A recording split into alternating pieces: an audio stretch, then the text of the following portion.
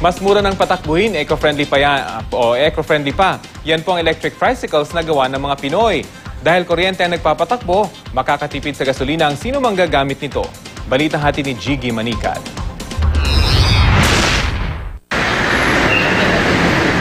Sa unang tingin, isipin mo na isang pangkaraniwang tricycle lamang ito. Pero bukod sa ibang disenyo, may kambyo itong patras.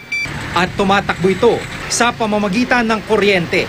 Ang Zoom e-Trikes ang kauna-unahang electric tricycle na gawa sa Pilipinas sa ilalim ng Motor Vehicle Development Program ng pamahalaan. We're very conscious of the impact of what we do, what we make. Kailangan natin, we have to also take care of our environment.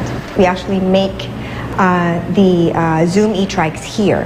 Sa normal na degasolinang tricycle, gagastos ka ng 150 pesos para makaabot ng 60 kilometers na biyahe. Pero e-trike, i-charge mo lang ng 6 na oras, mararating ng parehong distansya sa halagang 60 pesos lang. Mas mahal mag-gas kesa mag-plug. My dream really is to help as many entrepreneurs earn extra income. Dahil hindi imported, makukuha lahat dito sa bansa mga pyesa nito at hindi mahirap ipagawa. Kaya makakatipid ka na, sigurado pang hindi masasayang ang inyong binili. May bonus ka pa dahil siguradong makakatulong ka sa pangangalaga sa kalikasan. Kailangan gawa ng Pilipino para sa Pilipino. While you're doing it, you actually help also lessen your carbon footprint. Jiggy Manicad, GMA News.